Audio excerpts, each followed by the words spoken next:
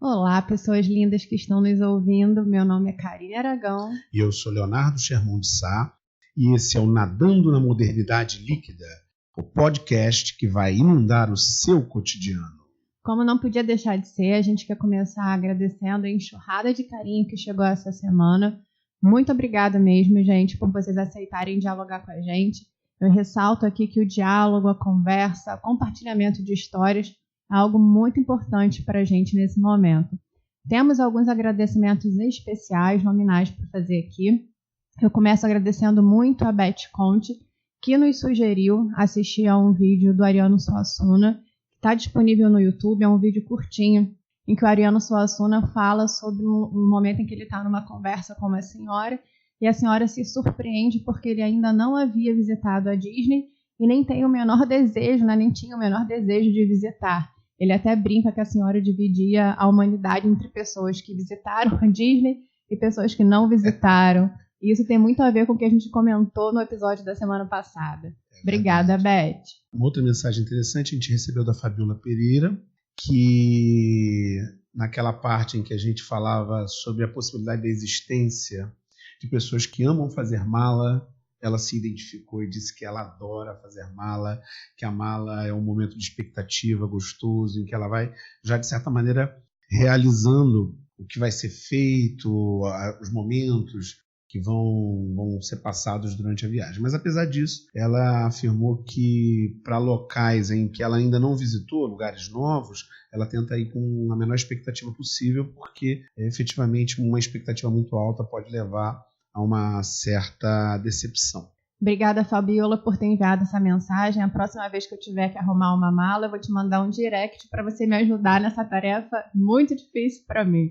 Outro agradecimento que a gente tem é para o João Quintela, nosso ex-aluno, que lembrou de uma leitura muito bacana que dá para articular com o tema do episódio da semana passada, que é o livro Cidades Invisíveis, do Ítalo Calvino.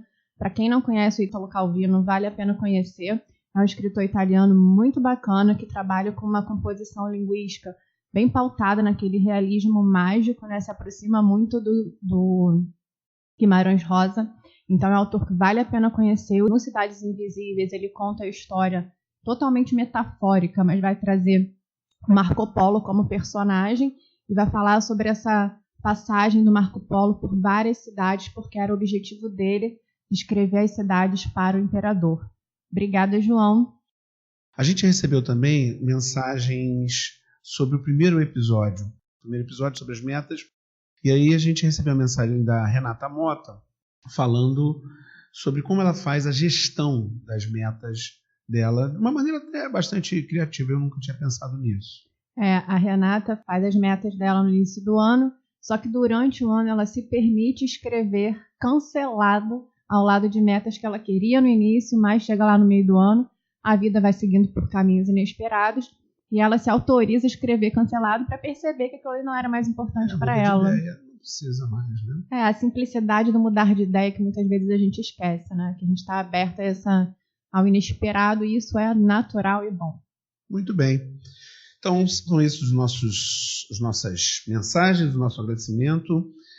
E você querendo mandar também a sua mensagem na garrafa para a gente, por favor, mande aí pelos nossos meios todos, nas redes sociais, que a gente lê aqui. Agora, vamos mergulhar? Vamos embora.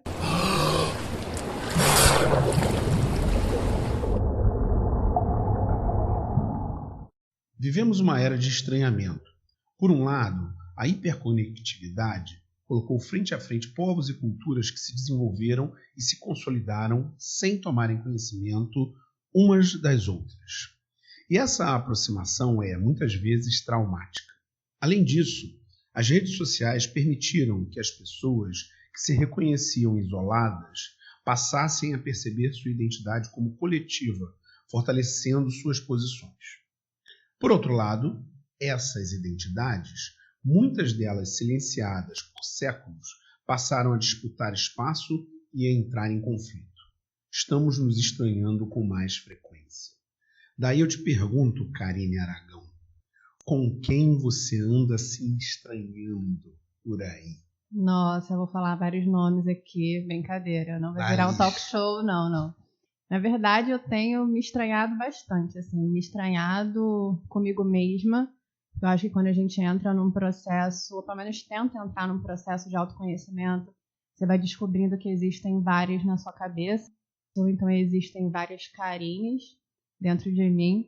E acho que esse processo de estranhamento comigo também vai junto com o processo automático de estranhamento no mundo. Tem muitas coisas que me causam estranheza, e eu acho isso no final bacana, né? Porque eu tenho até falado muito sobre isso. Nós somos cerca de 7 bilhões de histórias pelo mundo. Então, que bom que a gente está se estranhando, que isso significa que a gente está entrando em contato com essas histórias com as quais a gente não entrava em contato antes. Eu sou da linha de achar que o estranhamento é uma coisa positiva, é um processo positivo. E é um processo altamente dicotômico também, eu avalio dessa maneira, porque eu consigo ver esse contato com o estranho a partir daquele par, atração e repulsa. Eu acho que tudo que é diferente, tudo que é excêntrico a gente, nos causa um tipo de atração, porque é uma experiência, uma vivência, é um modo de ver que a gente não tinha a princípio, é algo novo que se abre ali, mas muitas vezes quando a gente pega essa experiência e tenta assimilar essa experiência à sua própria, ou quando você pega essa experiência e nivela a sua, né? Ou você pensa assim, essa experiência é melhor do que a minha, ou essa experiência é pior do que a minha, você promove essa hierarquização, você acaba também tendo uma repulsa, um afastamento dessa experiência. Por isso essa dicotomia, atração e repulsa. E eu vejo muito isso, principalmente porque, assim, eu nasci em 86. Então, bebê. Né, quase. Não muito, mas vamos lá. Essa é uma identidade importante, vai. A identidade geracional. Com certeza. E eu acho que essa constituição subjetiva, essa constituição que passa pela sua geração, que tem a ver com a sua idade, lógico, ela fala muito de quem você é hoje, das suas possibilidades de reinvenção hoje. Então, assim, hoje, os meus estranhamentos são frutos da minha construção que começou lá na década de 90, né? E eu digo isso porque eu penso muito nessa Karine adolescente que cresceu na década de 90, no início, nos primeiros anos do século XXI, que traz uma noção, ou trazia, né, uma noção muito forte de centro e margem. Eu acho que a gente vinha com essa carga muito forte. Eu até lembro muito do Stuart Hall, que ele trabalha muito essa questão identitária quando ele fala de diáspora ou na construção do sujeito pós-moderno. Ele fala muito sobre essa identidade formada na década de 90, que era um tanto quanto sólida, né? Era muito forte o que era centro e o que é margem. A gente pode até, na própria raiz da palavra, estranho, excêntrico, estrangeiros, vem da mesma raiz, que significa aquilo que não está no centro, aquilo que não é central. Então, toda essa minha construção de observar a minha dinâmica de estranhamento vem muito dessa formação. Só que essa formação eu tenho tentado, e é um trabalho meu, assim, que eu considero uma evolução, tenho tentado dissolver um pouquinho essas esferas do que é central, do que é marginal, para tentar lidar de maneira mais harmoniosa com o que é estranho. Então, quando eu digo que eu tenho me estranhado com muitas coisas, porque muitas coisas são diferentes hoje, eu tenho contato com muitas histórias diferentes, dinâmicas diferentes, eu vejo isso como algo positivo, né? Eu tento dar as mãos para essa experiência que é diferente de mim, pensando fora de uma esfera de nivelamento. E eu acho, sinceramente, que esse estranhamento é positivo porque significa que você está em contato com outras realidades. Quando eu tenho entrado em contato com outras realidades, eu tenho procurado pensar assim, eu sei que vem um pensamento meio automático, do tipo, será que isso é melhor ou pior? Será que isso é necessário? Será que não é?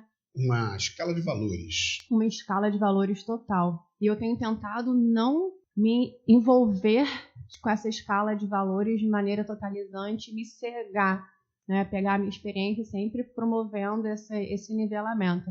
O problema da escala de valores é que a gente utiliza como parâmetro nós mesmos. Com certeza, você se põe no centro da experiência. Uma escala determinada a partir daquilo que eu considero certo. E o certo sou eu. Mas isso é um comportamento de egocentrismo absurdo, né? Eu ser a régua do mundo. Eu sou a régua do mundo. Então, realmente, essa coisa do estranho, não estranho, ele tem esse traço que já foi explorado, inclusive, pelo Machado de Assis. Esse conto maravilhoso, O Alienista, em que ele vai...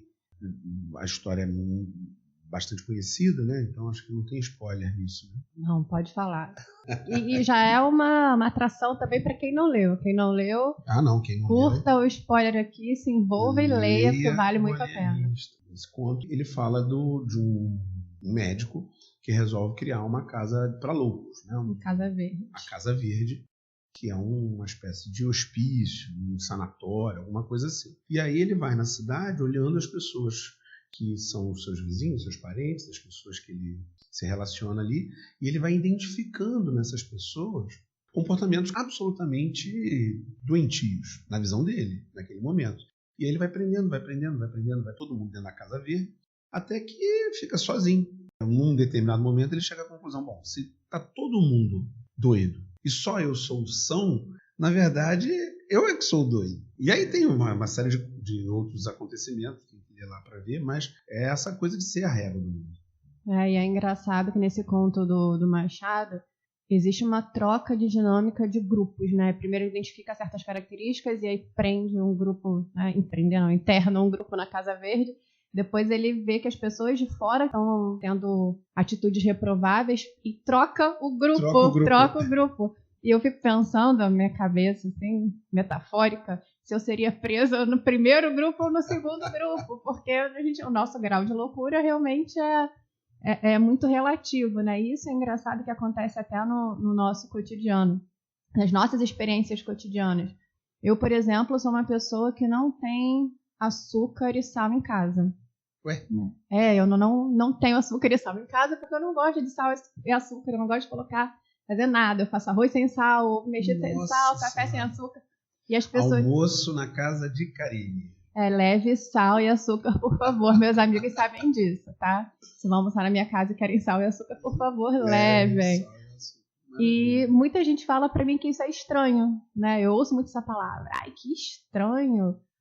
Só que pra mim o estranho é o contrário. O estranho é quando eu vejo alguém colocando uma colher de açúcar no café.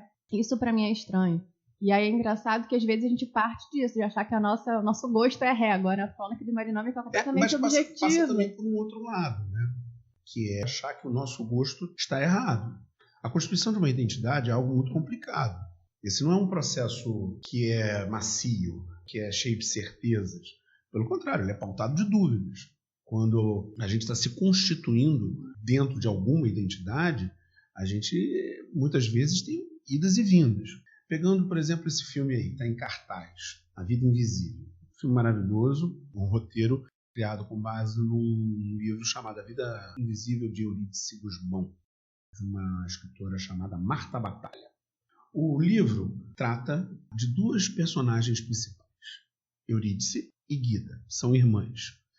E elas são focadas pela primeira vez, tanto no livro quanto no filme, muito jovenzinhas, principalmente a Eurídice, que é a irmã mais nova. Ela está está naquela fase das escolhas, a fase das escolhas sobre o que você quer ser, sobre o que você se sente sendo, sobre como que a sua cabeça se orienta. Anúncio de spoiler, gente, mas ouçam e depois podem assistir ao filme e ler o livro porque vale a pena. Vale muito a pena. Não, mas a gente não vai fazer spoiler, não. Vai ser leve, vai ser leve. Spoiler Nutella. Não vamos estragar o filme, até porque o filme é tão maravilhoso que vocês deveriam ver somente pela Fernanda Montenegro. Só por ela já vale a pena. E olha que ela aparece pouquíssimo no filme, né? Pouquíssimo. Mas ela só confesso que eu estranhei quando fui assistir e vimos Fernanda Montenegro só no final. No livro, a Marta Batalha, quando está lá construindo os personagens, quando está falando da Eurídice, né, são duas irmãs, classe média baixa, filhas de portugueses, de Santa Teresa. E quando ela está construindo o personagem principal, que é a Eurídice, ela vai falando da constituição da identidade, com relação à música, com relação aos namorados, com relação ao fato dela ser muito inteligente. E ela introduz um personagem que não é uma pessoa, é um sentimento da Eurídice. E ela chama esse personagem de a parte de Eurídice que não queria que Eurídice fosse Eurídice. E isso acontece com todos nós. Isso acontece com todos nós. E acontece com mais força ainda para quem tem uma identidade que deve ser socialmente invisibilizada para evitar ferir as suscetibilidades das pessoas, que é o tema do filme. Eurídice é uma mulher forte, Eurídice é uma mulher inteligente, é uma mulher talentosa, mas como vive nos anos 40, e nos anos 40 mulheres não devem ser dessa maneira, ela fica o tempo todo entre esses dois caminhos. Por um lado, a parte de Eurídice, que não quer que Eurídice seja Eurídice, determinando que ela deve ser uma boa filha, que ela deve ser uma boa esposa, que ela tem que aceitar o destino dela. E por outro lado, tudo aquilo que empurra a Eurídice para frente, a inteligência dela, o talento musical, que quer que ela se desenvolva e que ela complete aquilo para o que ela foi feita. Essas identidades, elas não vêm de uma maneira tranquila, fácil, mas muitas vezes passa também por a gente ter que aceitar quem a gente é, aceitar a nossa identidade. A gente se perguntar, por que a gente é assim? Cazuza. Sim, Barão Vermelho, Cazuza. Por que a gente é assim? E fala, não, beleza, tudo bem, a gente é assim e vamos lidar conosco como nós somos e vamos nos orgulhar do que nós somos e vamos seguir no frente. Você traz alguns pontos aí que para mim realmente foram muito caros quando eu estava assistindo ao filme. O primeiro pensar não exatamente ao filme, mas ao livro, né? Porque isso aparece, a frase aparece no livro. Então, como a gente tem partes nossas com as quais a gente se depara e muitas vezes a gente tem uma surpresa positiva e uma surpresa negativa. Sim. Que é isso, a nossa identidade não é dada. A nossa identidade ela é múltipla. Ela é num formato de caleidoscópio, né? Então, várias vertentes de você vão aparecendo e tem algumas vertentes que você vai tentando apagar porque você não avalia como positiva, tem algumas vertentes que são apagadas, digamos assim, ou que você quer apagar para atender a um contexto social. Isso é muito forte na composição da história. Para mim, a experiência de assistir ao filme foi uma experiência total de estranhamento, porque, assim, de cara eu estranhei ali a composição cinematográfica. Eu estranhei quando no início do filme eu me deparava com cenas no banheiro, com personagens dizendo que iam fazer xixi, com aquele suor, que a composição cinematográfica, né, tá sempre calor, aquilo ali como elemento tão grotesco, me causou uma certa estranheza e eu confesso que eu cheguei a pensar assim, será que é necessário? Só que no decorrer do filme eu consegui responder para mim que sim, era necessário, porque para mim esse filme é uma experiência que está o tempo inteiro testando os seus limites. E a experiência com o estranho, ela faz isso, ela testa os seus limites. Então o tempo inteiro para mim a gente está sendo colocado ali, está sendo levado a pensar o que você entende por família, o que você entende por feminino e masculino, o que você entende por amor, por composição social. O filme vai te levando a pensar sobre isso. Inclusive, no livro, uma cena inicial em que ela fala, a Eurídice tem 2 filhos, e ela diz que as frases colocadas para quando nasceu a menina foi "é linda", quando nasceu o menino foi "é homem". Aquilo ali, para mim, é um tapa na cara. Então, tá testando os seus limites também de engolir aquela situação. E aí isso leva, pelo menos me levou a pensar, a olhar para minha época, né? Eu assisti um filme em 2019, 2020, enfim, e perceber o que a gente hoje repete da década de 40, da década de 50. Especificamente nesse ponto, a identidade de gênero. De maneira gritante nesse ponto. Porque de maneira gritante nesse ponto. O filme é um filme sobre mulheres. Sim, mulheres que poderiam ser. Isso também aparece, acho que aparece, se eu não me engano, no filme, mas no livro eu sei que aparece. Mulheres que poderiam ter sido, ela coloca dessa forma. Mas no caso do filme, eu percebo que existem dois caminhos muito diferentes das 2 personagens principais. Quem poderia ser e não foi, Eurídice. E quem poderia ser e foi a Guida. Você faz essa divisão entre Me parece que há uma diferença grande. A potencialidade que não foi satisfeita. Por outro lado, a potencialidade que chegou ao seu máximo, ultrapassou o máximo e aceitou a sua identidade como uma mulher daquele tempo, mas sem baixar a cabeça. pagando todo o preço. Quem tem uma identidade que é invisibilizada numa determinada sociedade, no caso, a sociedade do Rio de Janeiro dos anos 40. Sim, tanto que eu olho, respeitadas as diferenças delas, eu percebo que são mulheres que teriam histórias diferentes se vivessem em outra época. Tanto que eu, assistindo ao filme, me doía, assim, por vezes, pensar que se eu vivesse naquela época, eu não poderia fazer metade do que eu faço, eu não poderia ser metade do que eu sou. Então, o filme me causou essa... Eu falei da questão da atração e repulsa com o estranho, me causou essa vertente de estranheza. Eu queria assistir ao filme várias vezes, e eu também queria, muitas vezes, fechar os olhos, porque aquilo ali me tocava de maneira profunda. Então, uma experiência diferente da sua. Eu acho que esse é o valor do contato com o estranho, uma experiência diferente da sua, que está ali para te ensinar. Né? Então, eu acredito que o estranho seja positivo para a gente como experiência. Mas diz você me perguntou e agora eu te passo a pergunta de volta. Com que ou com quem você tem se estranhado?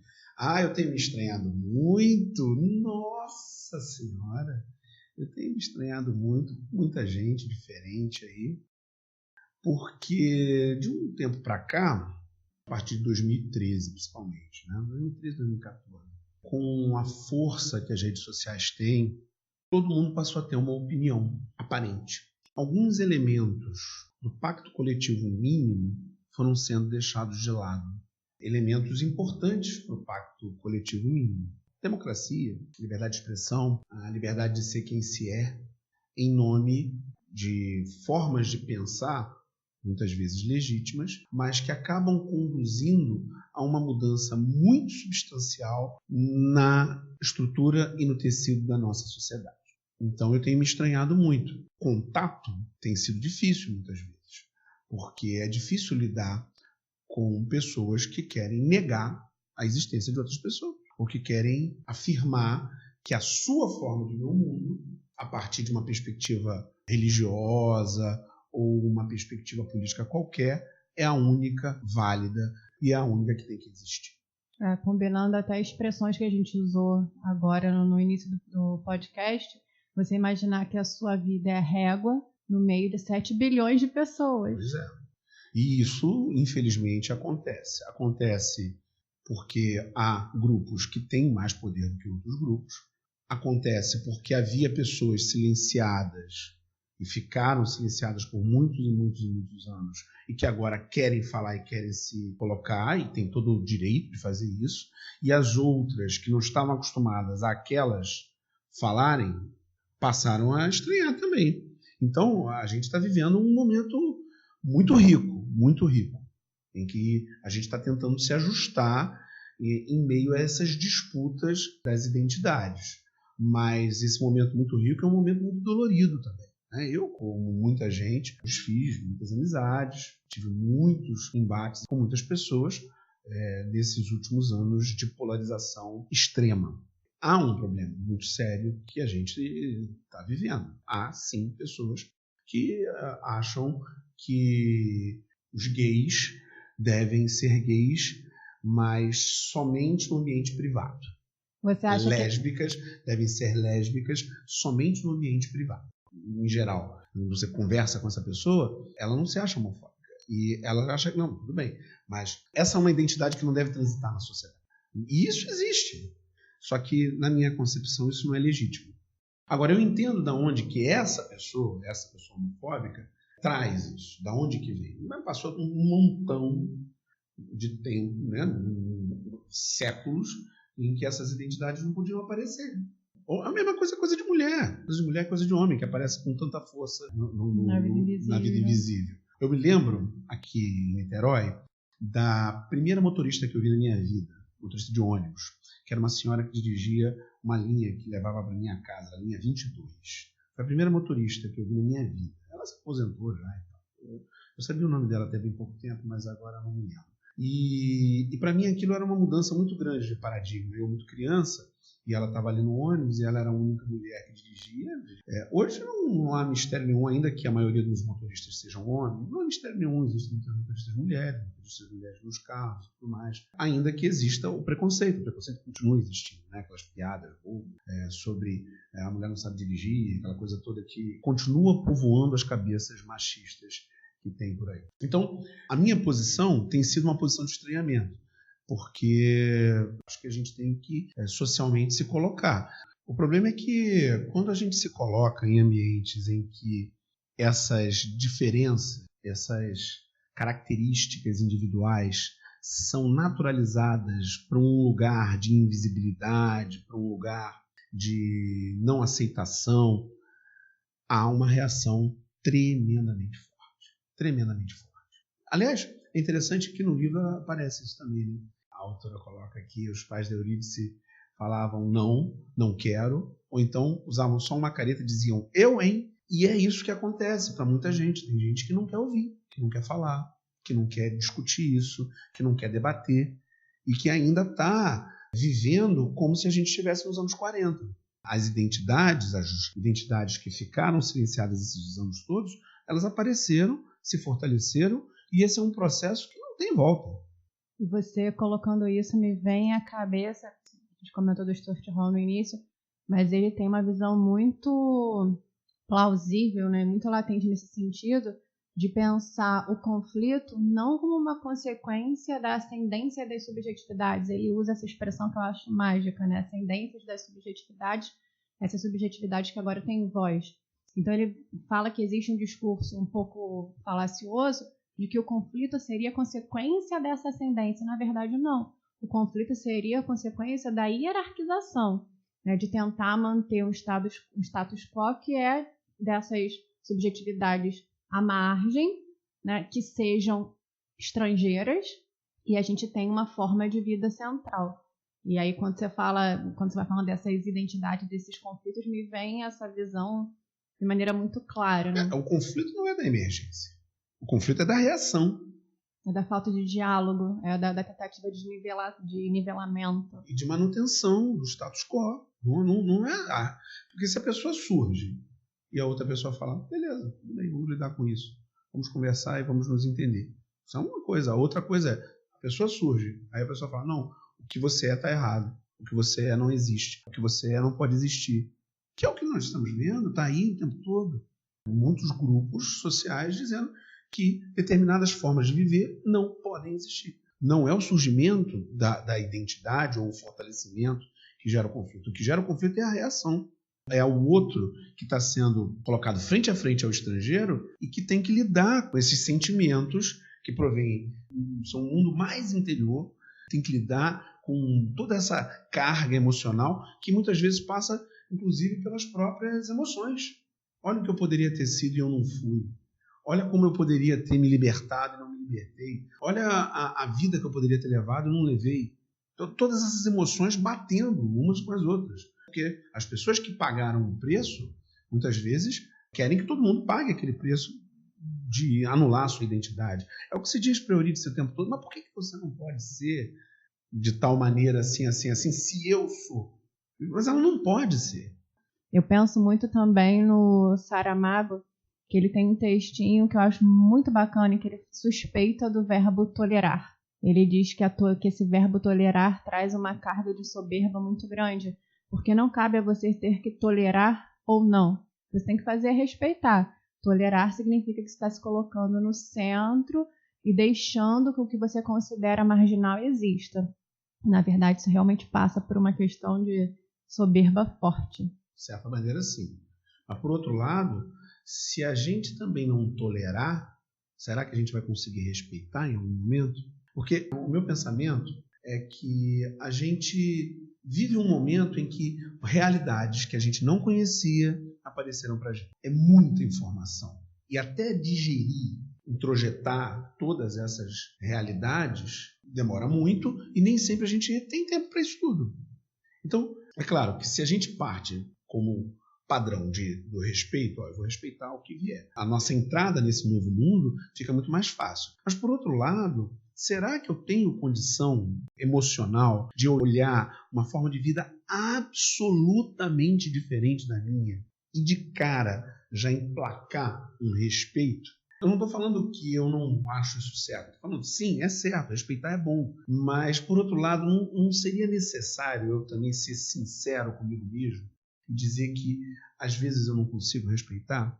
E que, nesses casos em que eu não consigo respeitar, de peito aberto, dizendo, isso é tranquilo, tudo bem. Não seria melhor que, nesse caso, eu tolerasse, no mínimo? Ou seja, que eu falasse, não gosto, mas tudo bem. Mas eu acho que isso aí é o respeito. Para mim, Isso é o respeito? Para mim, essa é a dinâmica do respeito. Você olhar e falar, essa é uma experiência, uma forma de vida, e eu respeito essa forma de vida, não que eu tenha para mim. Não que sejam as minhas escolhas. Se eu fosse um adolescente e os meus pais falassem que qualquer ponto da minha vida não estava de acordo com o que eles interessassem a eles, mas que tudo bem, eles toleravam, eu não ia me sentir respeitado. Você acha que o respeito quer mais? Precisa de mais? Respeito requer aceitação. Aceitação como legítimo. Não sei, eu estou chutando aqui, mas me parece que a tolerância vem de uma perspectiva em que a pessoa diz, isso não é legítimo, mas eu tolero. E o respeito parte da ideia de que isso é legítimo. Não sei, a tolerância me dá um ar de superioridade. Não deixa de ser. Mas nós somos falhos pra caramba. Mas existe uma outra questão. Identidade e estranhamento formam um par perfeito. São extremos de uma mesma linha. Aquele que eu sou, que se difere de todos os demais, um elemento que provém das vitórias do iluminismo, o direito de você ser quem você é.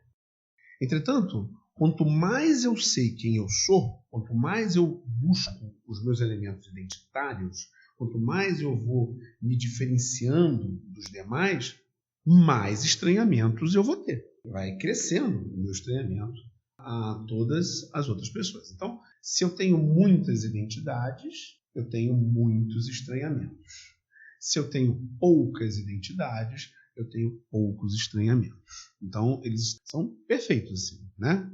E aí eu fico pensando, de uma maneira geral, a gente tende, hoje em dia, a ver a identidade como um elemento de valor positivo.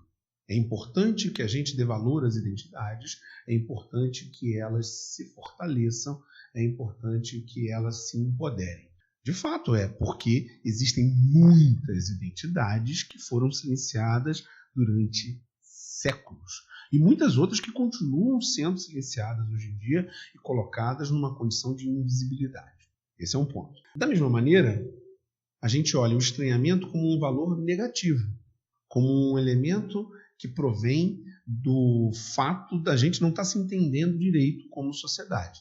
Eu estranho, logo eu não dialogo, uma determinada identidade é vista como equivocada ou qualquer coisa nesse sentido. Será que toda identidade deve ser fortalecida?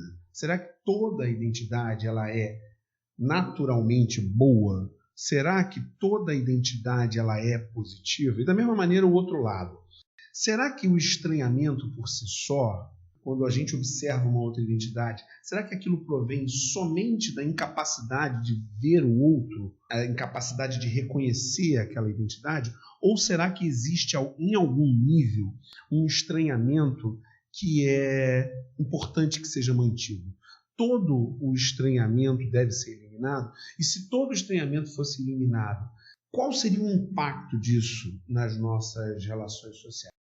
Identidade é sempre bom e estranhamento é sempre ruim, Karine? A primeira resposta de cara é dizer não, porque eu acho que poucas coisas na vida ou nada, me arrisco a dizer, é 100% bom, 100% ruim. Então eu acho que essa nossa visão, até racional e consciente, ela tem que ser colocada até para analisar essa vertente do estranhamento. Como eu disse aqui, para mim, estranhamento é uma coisa, a princípio, bem positiva, porque significa que a gente está vivendo em multiplicidade. Significa até que as informações estão chegando até você. Mas eu vejo o estranhamento como algo que, sim, deve ser mantido. A identidade é sempre boa também? Você está falando que o estranhamento é bom. A identidade sempre boa não, até porque existem identidades que pressupõem o apagamento de outras. Então, eu desconfio na minha vivência dessas identidades que pressupõem o apagamento de outras. Como assim? Né? Eu penso, por exemplo, a gente estava falando de filme, entra na minha cabeça diretamente, quando a gente discute isso, o Bacurau, que é um filme que está, eu acho, ainda na UF, é um filme do Kleber Mendonça Filho. A UF é a Universidade Federal Fluminense, fica aqui em Niterói. Isso, eu falo como se todo mundo conhecesse a UF. E tem um cinema, Cinearte UF, um cinema público, né? Tem um preço até mais em conta. Tem uma programação que busca apresentar cinema menos comercial. E é essa UF Obrigada. que a Karine está falando. E Bacurau foi um boom, assim, que tá até hoje, né? Tava desde o ano passado, não lembro o mês, mas tá até hoje no cinema. Foi aqui o filme nacional mais comentado no ano, isso não é dúvida. E eu acho que o Bacurau, pelo menos pra mim, traz a questão identitária. Porque a gente tem ali identidades em conflito, né? E a gente tem identidades que tentam apagar uma outra identidade. Então, assistindo o Bacurau, eu pensava muito sobre a questão das identidades ligadas à violência. As cenas, para mim, foram bastante violentas. Eu acho que existe um tom de violência que percorre o filme todo. Muita gente até falou, eu acho que tem muito de Tarantino. Eu li algumas críticas que não tem Tarantino, tentando depreciar Bacurau por se aproximar a Tarantino. Para mim, isso não é uma forma de depreciar. Mas tem um quesito de violência ali que eu acho forte, dos dois lados. Então, muitas vezes, assistindo a Bacurau, eu pensava assim, essa violência identitária dos dois lados, ela é plausível, ela é legítima? E aí eu trazia para nossa... Você acha que é uma violência dos dois lados? Eu vejo uma violência dos dois lados. Mas eu ficava pensando até que ponto, né, eu acharia legítima aquela violência. Porque muitas vezes eu me via assistindo ao filme pensando assim, eu queria entrar na tela e lutar com o povo de Bacurau. Então eu tinha essa sensação, eu queria estar ali lutando por eles. Mas ao mesmo tempo a violência ainda me chocava. Então eu trazia... É por isso que eu não sei se é violência dos dois lados. É claro, se a gente utilizar a ideia de violência no sentido absoluto do termo, claro, violência. Qualquer ataque de uma pessoa a outra é uma violência. Entretanto, se a gente colocar em termos relativos e considerar as questões de ataque e defesa, de um lado você tem violência, porque é quem está atacando. No outro, nós temos legítima defesa. E era isso que eu pensava. Eu olhava para o povo de Bacurau e pensava assim, nesse momento não adianta eles levantarem uma bandeira branca de paz. Então é essa questão da violência que ficou me tomando exatamente, né? Pensando associando as identidades. Eles chegaram no momento identitário que é simples desejo de paz, que o simples vamos conversar, não adiantaria. Só no meu mundo utópico. Que eu fico pensando no estranhamento. Será que não tem algum estranhamento que você tem que cultivar? Será que não há algum momento em que eu tenho que olhar para uma determinada identidade fascista, autoritária, de eliminação do outro, e falar, não, isso está errado. Isso está errado, você não pode pensar dessa maneira. Isso está errado. Essa identidade que você está cultivando é uma identidade equivocada. Será que não existe algum ponto em que o diálogo acaba? Acho que existe. E isso, sinceramente, testa totalmente os meus limites. Porque o Bacurau é isso. É o fim do diálogo. Sim, por isso eu demorei para absorver Bacurau. Porque tocou no que eu chamo que é meu calcanhar de Aquiles. É o momento que você olhava para a situação e pensava assim, não há diálogo possível aqui. Não há diálogo possível. Então toda a minha argumentação, Karine sonhadora, vamos resolver tudo pelo diálogo, se perdeu totalmente aqui. Porque você estava numa situação e eu ficava me questionando. Foi difícil. Foi difícil pensar que existem situações que o diálogo não cabe mais. E pensar que isso é real. Pensar que está ali na tela, mas pensar que é real também. Então isso foi uma experiência difícil assistir Bacurau. Eu acho que a gente aqui pode começar a se perguntar, diante dessas questões a respeito de identidade e de estranhamento e das dificuldades que provém do silenciamento das identidades e também da existência de identidades que promovem o silenciamento de outras identidades e também do estranhamento, que é esse silenciamento, mas também do estranhamento que pode gerar o diálogo, acho que a pergunta que a gente pode fazer aí é: e agora, José? E agora, José? Nós percorremos um caminho aqui de discussão que falou sobre a ascendência de identidades. e de que maneira essa ascendência está ligada à nossa dinâmica de estranhamento, e essa dinâmica de estranhamento muitas vezes é conflituosa. Então, para pensar numa proposta aqui, eu vou te passar essa indagação.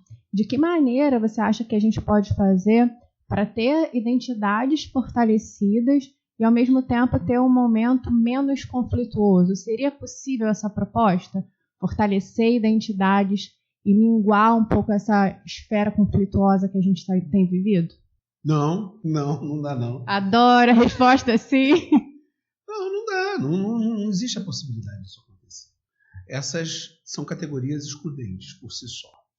Se a gente aumenta a identidade, a gente diminui a possibilidade de diálogo. Se a gente aumenta a possibilidade de diálogo, a gente diminui a identidade. Então a gente vai ter que fazer uma opção, porque não tem jeito, né? Toda vez que a identidade se fortalece, a gente está ficando um pouco mais longe do diálogo. É obrigatório, porque no momento em que eu me entendo como parte de um grupo menor do que o grupo da totalidade, eu tenho características diferentes, que eu tenho interesses diferentes, eu estou me afastando das possibilidades de geração de consenso. É claro que as identidades elas têm que ser fortalecidas, é óbvio que sim, até porque já falamos aqui, muitas identidades foram silenciadas por séculos. E essas identidades devem ser empoderadas e fortalecidas e ter voz e essa coisa toda.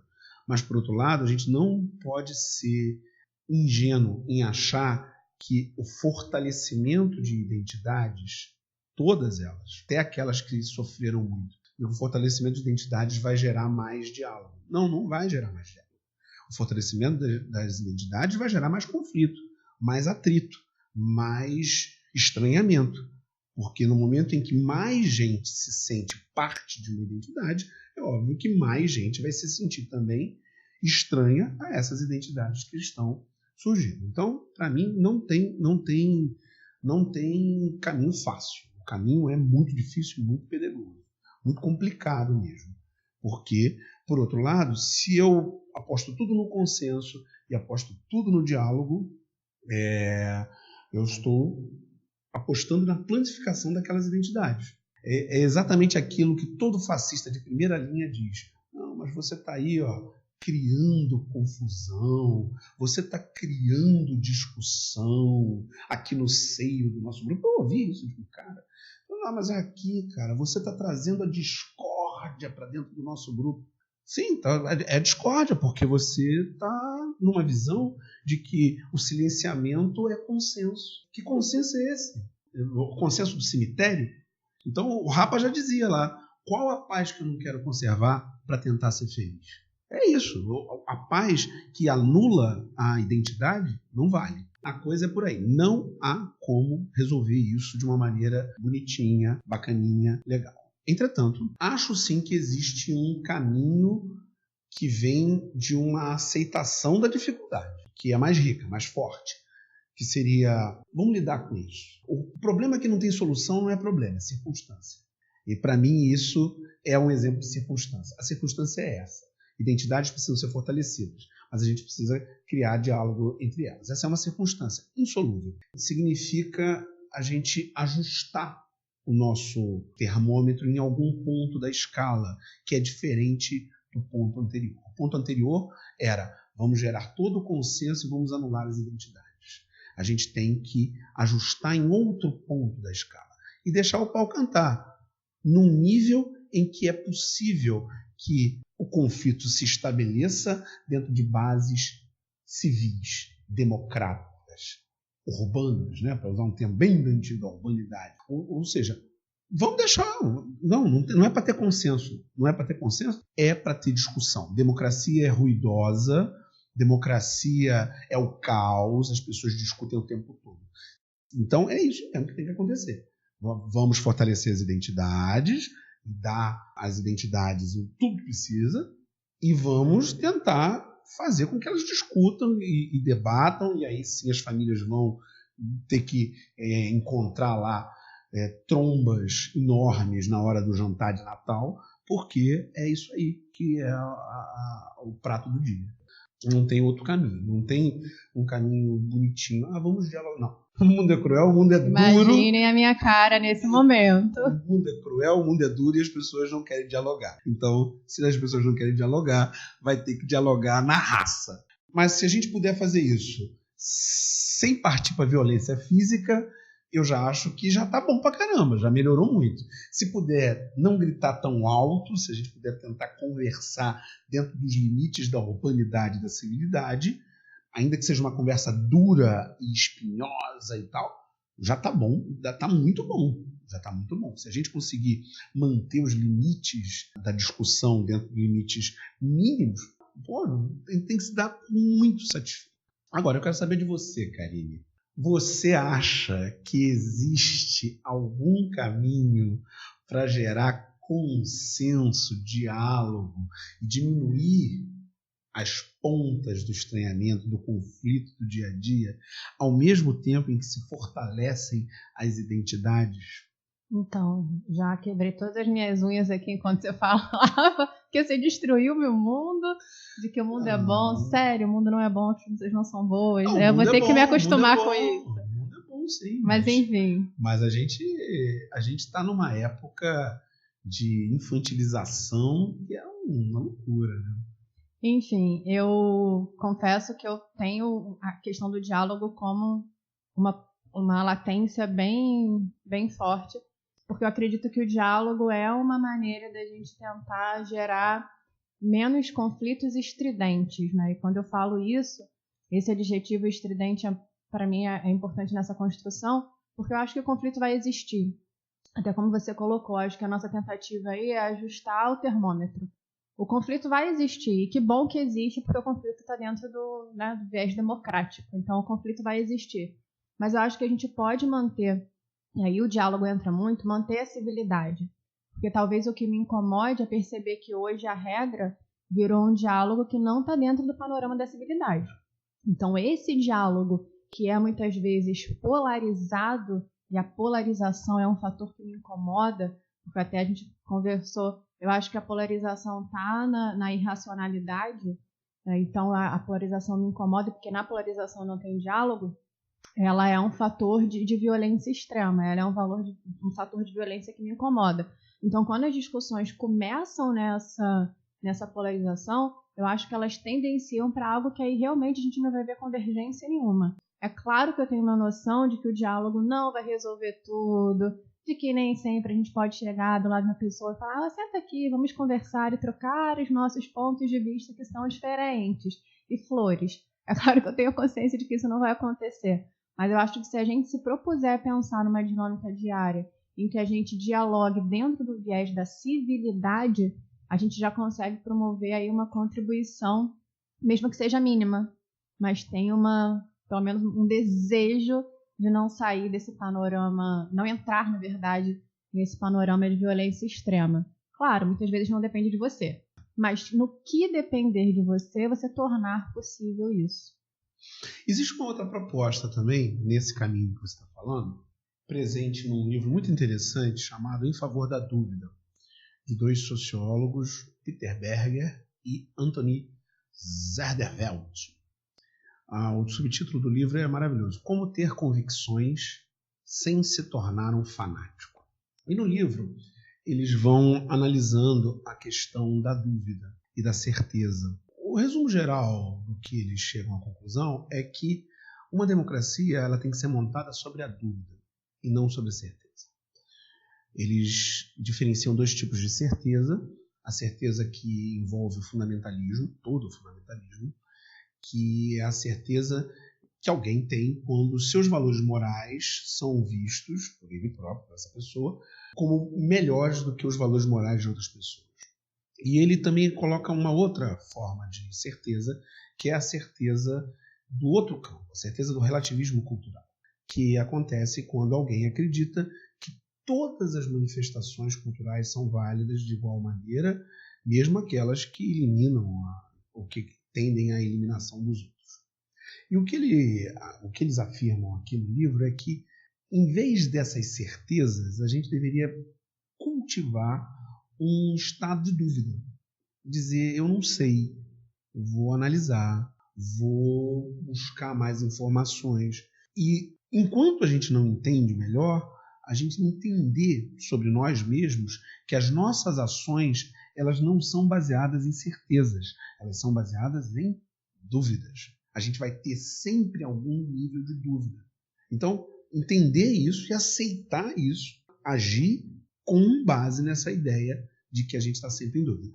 Sendo assim, o que eles dizem é que as nossas ações, quando levam em conta que nós estamos em dúvida durante o tempo, as nossas ações vão tender a ser muito menos extremistas, muito menos definitivas, muito menos eliminadoras da possibilidade de consenso que você estava falando aqui, da possibilidade de diálogo. Porque se eu estou em dúvida, eu sei que eu tenho que deixar uma porta aberta para voltar atrás.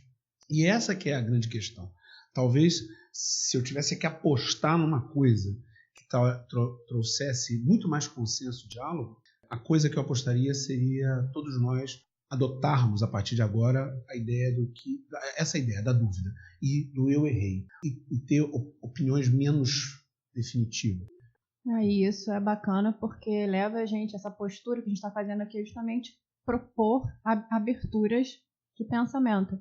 E quando você fala isso, me vem a nossa ação que tem que ser sair de um sujeito completamente egocêntrico, que acha que domina todo e qualquer tipo de informação de maneira totalizante.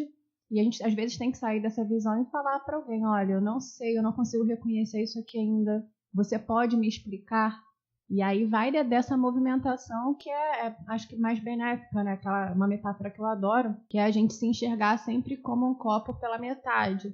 E não no sentido de ver isso como negativo, mas saber que ainda você tem muito para preencher aí. E é justamente nessa dinâmica do diálogo, do eu errei, do eu não sei, me explica. Vou procurar estudar mais sobre isso, não vou acreditar em mensagem recebida em grupo do WhatsApp. Essas coisas que eu falo, né? Não é verdade, não? Não é verdade, amiguinhos. Quando vocês receberem uma mensagem, por favor, investiguem. Eu vou acreditar num vídeo aqui que eu vi de 15 minutos sobre alguém.